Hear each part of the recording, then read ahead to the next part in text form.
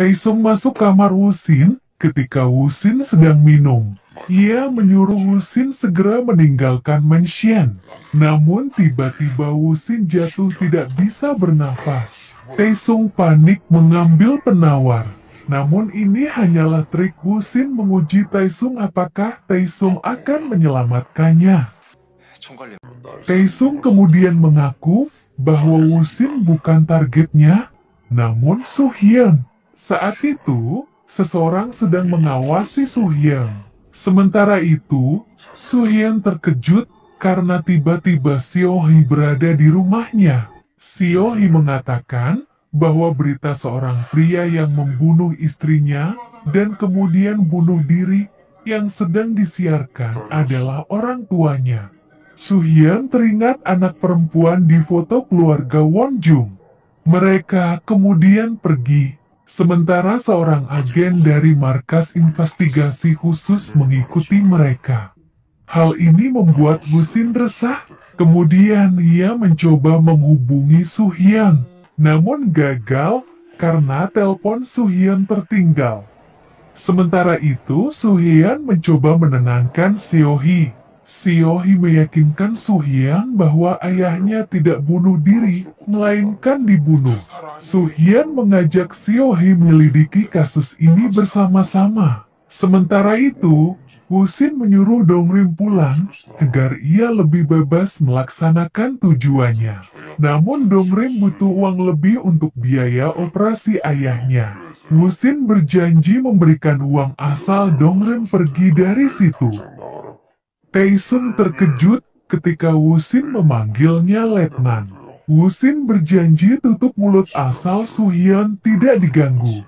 Ia meminta Taesung memberinya waktu lebih lama di mansion untuk menyelidiki aktor di balik pembunuhan ayahnya dan mencuri adamas senjatanya. Taesung menyuruh Wusin bertanya pada orang yang disebut sekutunya. Haesu menerima surat dari Wusin. Kemudian mereka bertemu. Haesu menolak membantu mengungkap siapa pembunuh ayah Wusin yang sebenarnya. Dengan marah, ia menyobek surat di tangannya dan melemparkan pada Wusin. Wusin membuang surat itu ke tempat sampah. Soo-hyun menyelidiki beberapa kemungkinan. Istri Wonjung meninggal kemungkinan karena obat tidur dan dibekap. Sedang Wonjung kemungkinan cedera kepala sebelum jatuh. Di tempat lain, leader Lee membatalkan skenario untuk Soo-hyun karena akan sangat mencurigakan. Setelah itu, ia memberi tugas anak buahnya untuk memata-matai Soo-hyun.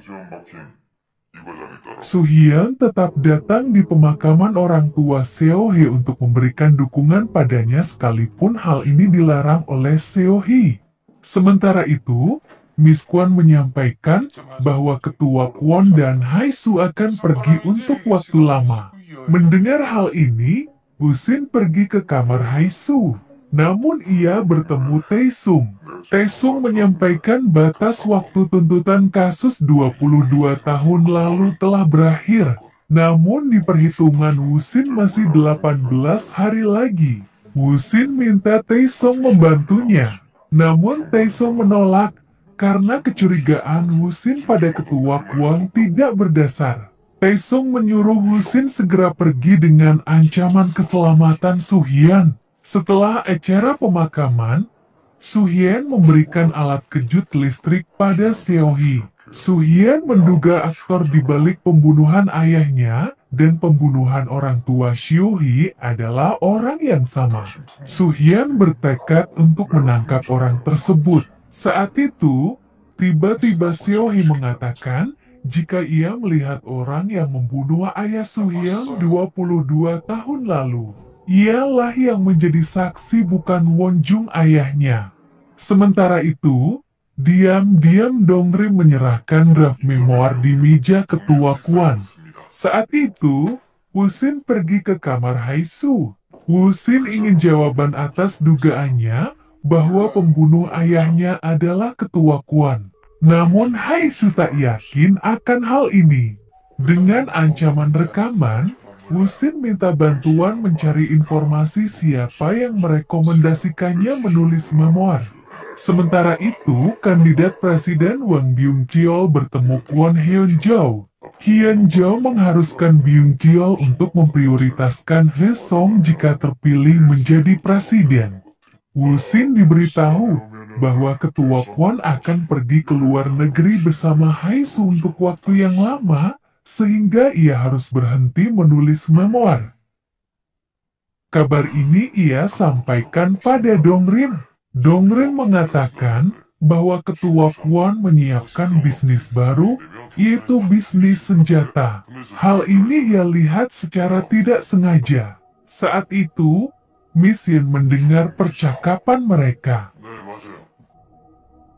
Keduanya dipanggil menghadap ketua Kwon. Wusin mengatakan bahwa sudah seharusnya memberitahukan meskipun tak sengaja. Sementara Dongrin meminta maaf dengan cemas. Ketua Kwon mengancam hukuman mati, namun kemudian ia hanya menyuruh mereka tinggal di mansion sampai pemilu selesai. Setelahnya Wusin menelpon Su-hyun. Dengan canggung, ia menanyakan kabar kembarannya itu. Tidak ada yang penting dibicarakan saat itu.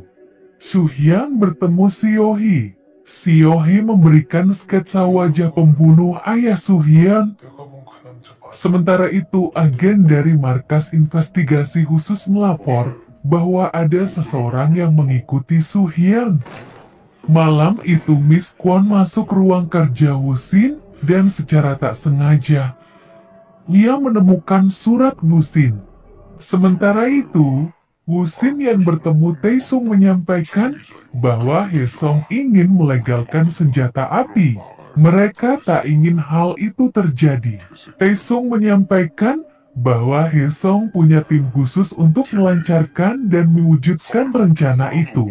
Taesung menyamar agar bisa masuk dalam tim itu. Taesung tak yakin ketua Kwon melakukan pembunuhan. Namun Wusin memutar rekaman kesaksian Haisu. Sementara itu, So-hyun bertemu Lee Chang-woo di penjara. Ia meminta Chang-woo mengingat sketsa wajah sang pembunuh dan siapa yang mengambil senjatanya. Namun Chang-woo mengatakan tak tahu dan tak ingat. Sambil menunjukkan sketsa wajah, So-hyun marah dan menuduh Chang-woo melindungi sang pembunuh.